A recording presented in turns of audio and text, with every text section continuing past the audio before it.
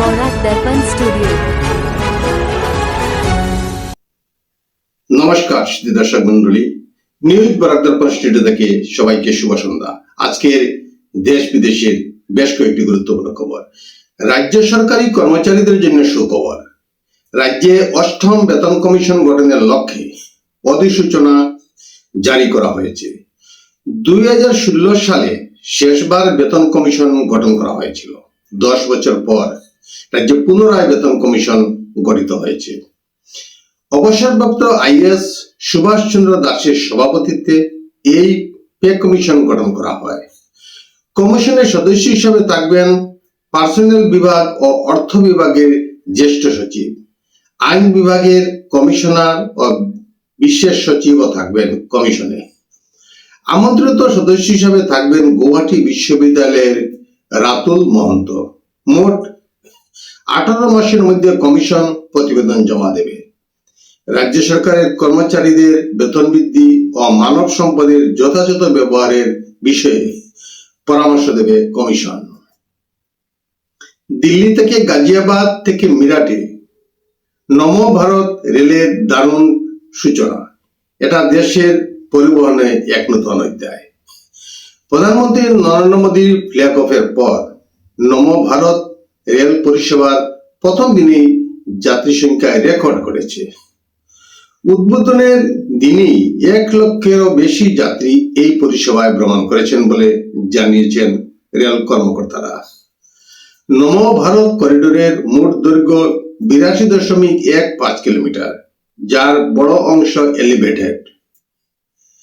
যাত্রীদের সুবিধার্থে স্টেশনগুলিতে 2 চাকা ও 4 চাকা গাড়ির উন্নত পার্কিং ব্যবস্থা রাখা হয়েছে। পাশাপাশি বাস, রেল ও মেট্রোর সঙ্গে সংযোগ থাকায় স্টেশনগুলি দ্রুত গুরুত্বপূর্ণ ট্রানজিট হাবে পরিণত হচ্ছে। নমো ভারত রেল গতি, আরাম ও আধুনিকতার নতুন পরিচয়। লোকসভার স্পিকারের সিদ্ধান্তে গৌরব গগৈ ভারত ফিলিপাইন্স বন্ধুত্ব গোষ্ঠীর চেয়ারম্যান পদের দায়িত্ব দেওয়া হয়েছে। এ বিষয়ে স্পিকার ইতিমধ্যে গৌরব গগৈকে একটি চিঠি পাঠিয়েছেন। বিশ্বের বিভিন্ন দেশের সঙ্গে কূটনৈতিক ও বন্ধুত্বপূর্ণ সম্পর্ক আরো সুদৃঢ় করার লক্ষ্যে 18তম লোকসভা সদস্যদের নিয়ে একাধিক গোষ্ঠী গঠন করেছেন লোকসভার স্পিকার ওম বিড়লা। এই গোষ্ঠীগুলির মধ্যে অন্যতম ইন্ডিয়া ফিলিপাইন্স ফ্রেন্ডশিপ গ্রুপ, যা উভয় দেশের মধ্যে পারস্পরিক বন্ধুত্ব জোরদার করে কাজ করবে। সোমবার সন্ধ্যায় রাঁচি থেকে দিল্লিগামী একটি এয়ার অ্যাম্বুলেন্স উড়ানের 23 মিনিট পর কলকাতা এটিসির সঙ্গে যোগাযোগ হারায়। রেডার থেকে নিখোঁজ হওয়া বিমানটি পরে ভেঙে পড়ে। দুর্ঘটনায় রোগী, চিকিৎসক, প্যারামেডিক্যাল সহযাত্রী ও 2 পাইলট সহ মোট 7 জনের মৃত্যু হয়েছে। প্রাথমিকভাবে খারাপ আবহাওয়াকে সম্ভাব্য কারণ বলেও এয়ারক্রাফট অ্যাক্সিডেন্ট ইনভেস্টিগেশন পূর্ণাঙ্গ তদন্তে নেমেছে। মুম্বাই হামলার অভিযুক্ত তাহাউর রানার নাগরিকত্ব বাতিলের সিদ্ধান্ত নিয়েছে কানাডা সরকার, এমন দাবি গ্লোবাল নিউজের প্রতিবেদনে। রানার বিরুদ্ধে অভিযোগ, নাগরিকত্ব আবেদনে ভুল তথ্য জমা দেওয়ায়।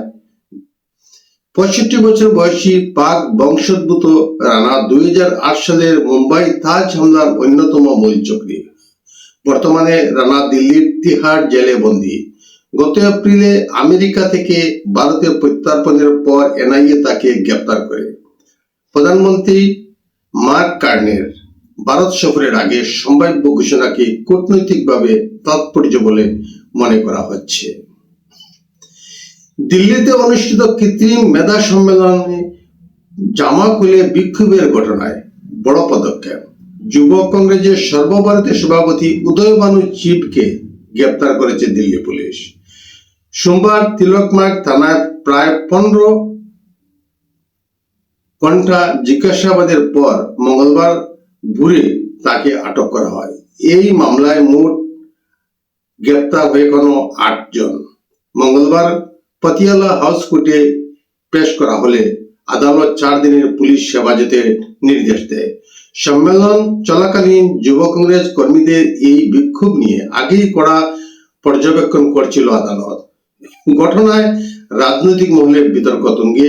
এই কর্মসূচি নিন্দা করেছে তৃণমূল কংগ্রেস। দিল্লি থেকে লেহগামী স্পাইস জেটের SG-121 উড়ানটি উড্ডয়নের কিছুক্ষণের মধ্যেই ইঞ্জিনের যান্ত্রিক গোলযোগ ধরা পড়ে এবং পাইলট সঙ্গে সঙ্গে এটিসির সঙ্গে যোগাযোগ করে জরুরি অবতরণের অনুমতি চান। আজ সকাল 6:49 বিমানটি নিরাপদে অবতরণ করে। বিমানে থাকা 150 জন যাত্রী সকলেই সুরক্ষিত। পরে বিমান থেকে যাত্রীদেরকে নামিয়ে নেওয়া হয়। এয়ারলাইন্সের পক্ষ থেকে জানানো হয়েছে, নিরাপত্তার স্বার্থে দ্রুত সিদ্ধান্ত নেওয়া হয়েছে। আজকের প্রতিবেদনে এখানে সংক্ষিপ্ত বিরতি টানছি। সবাইকে আবারও শুভ সন্ধ্যা জানিয়ে বিদায় নিচ্ছি। নমস্কার।